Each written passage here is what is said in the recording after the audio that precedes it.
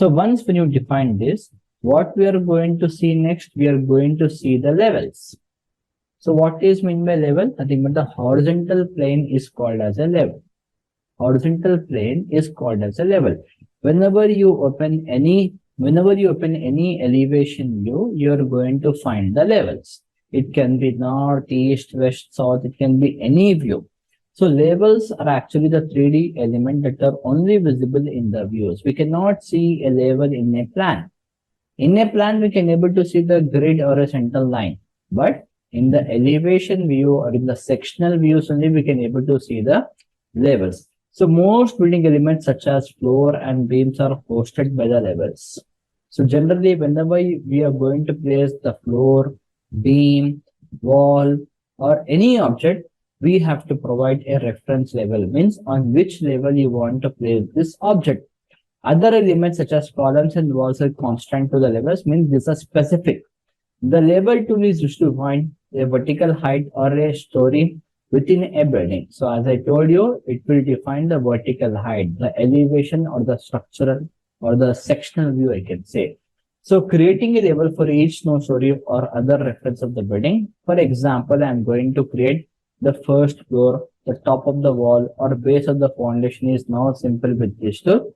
Levels can be added only on the sections or elevation. Please highlight this point. The levels you can able to find only in the sections or elevation views only. So with the help of plan view, we can able to develop the model. And these levels are finite horizontal planes. We don't have any kind of limits command in the Revit. We have got infinite plane. There is no limit, I can say.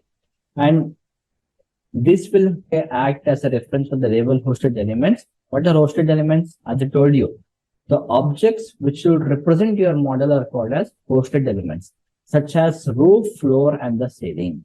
These things we need to make at site only. So level extents can be resized so that you do not display in the certain view. One can also hide level annotation after adding it. If you want, you can temporarily hide.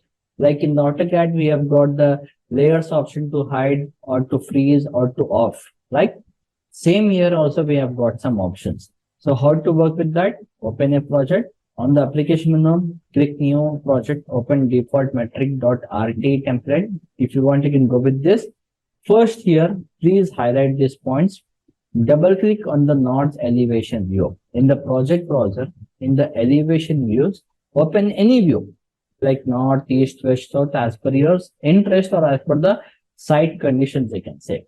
So now go for the manage tab, settings panel and select project settings. Without this also we can go, as I told you just now, go with U and enter.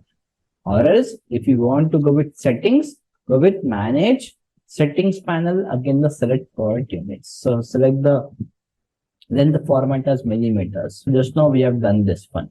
Okay, I have shown you through the command, and here is with respect to your options. So go for the manage tab. Okay, here you can see we have got the manage tab, and go for the settings panel.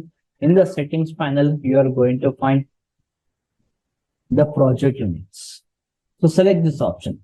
So when you select this option, okay, the same thing just now what we have defined is displayed over here. Now one thing remember, only for temporary you can see. Can you see the screen, everyone? So in the project units, can you see a shortcut as UN?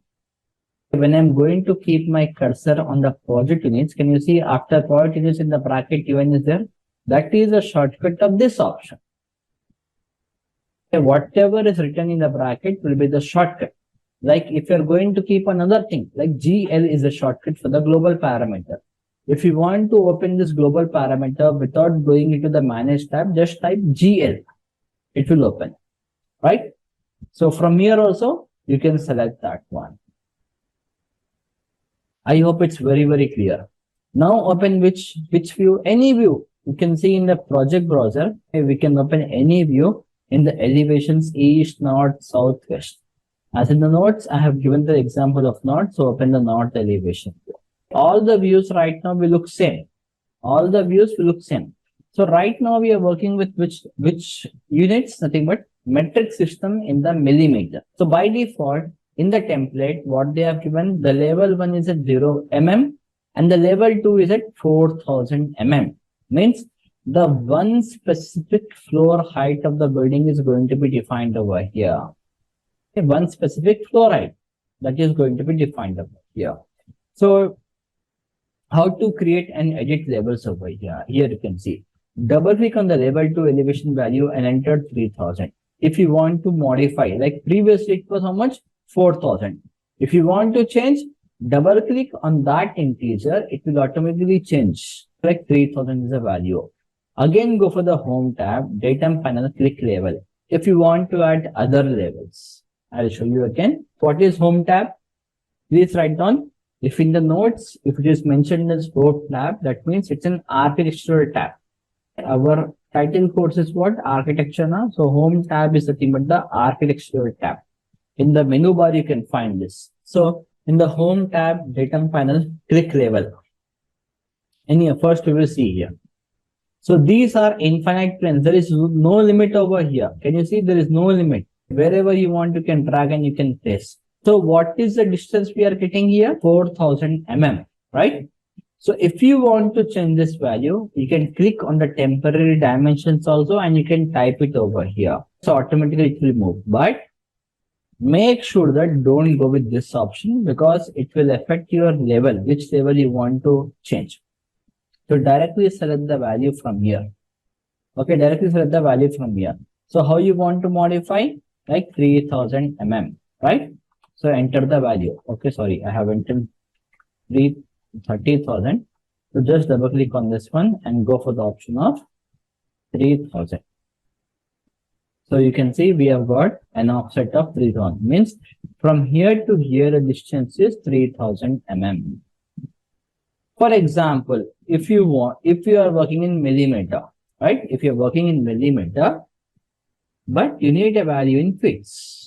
So conversion will take time now. The 10 feet equal to how much millimeters? Again, you have to go with lengthy process. So here in a Revit, as I told you, it's very intelligent software. Even if you enter 10 feet also, automatically it will convert the value 3048 mm. Can you see? Automatically it will convert the values. Our basic default value is what? Millimeter. But how much is the value I've given? 10 feet. So automatically it will convert because sometimes we are much familiarized or habituated to work with feet and inches. So directly to jump with millimeter, it will be slightly difficult because always we have to convert. So to overcome all those conversions, we can type directly as 10 feet over here so that it will convert and it will provide you the output. This is the best advantage what we have in the Revit. So here, whichever value you want, you can enter over here. Like I want something like 3000. So I'm entering 3000 over here. Following.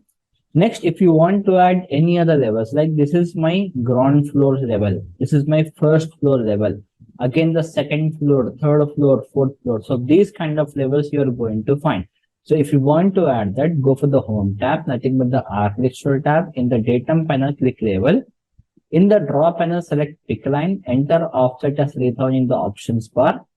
Create a level by making level 1 as a reference. And if you want, you can go with minus value also. And sometimes we will go with the basement areas, right? We will go with some cellars. So that will be with respect to your minus value. So here, go for the architectural tab, which is called as a home tab. In the datum panel, can you see we have got levels? So select this level. So now you will get an options bar. This is called as the green color panel. What you can see is the option bar. So how much is the offset you want to provide? Enter over here. So I need something like 3000 mm, right? So here we have got two options. One is to draw, one is to sketch, and one is to pick line. So go with pick line. So select the line from where you want to make an offset. So if you're going to keep your cursor on the above, it will make an offset on the upside. If you're going to keep the cursor at the bottom side, it will make an offset at the bottom side. Depending upon your cursor position, it will place. So I'm going to keep at the upside. So automatically you can see we have gotten. Can you see here? So in one click, we are going to get. So if you want to exit from that command or option, just go for the right click and cancel. If you click one time, you will not be back. You have to click 2 times. Right click cancel, right click cancel. Now you are out of that command. Nothing but the offset and the label command. You are back into the normal way. If you go with 1 time as escape or the cancel, it will not. You have to go with 2 times. Right click cancel, right click cancel. Okay. If you click 1 time, you will be in the command, but option will be disabled. If you go with 1 more time cancel, you will be out of the command. So here, based upon that, you can able to provide the value like 3000, 6000. You can go with hundreds of levels. No issues with that. If you go with minus, you can also go with minus also. Like I'm going to go with some basement. So go for the home tab. In the label, provide a value. How much you want? Like something like minus 1200 as mentioned in the note. Select the value and I'm going to select over. Automatically you can see it has given.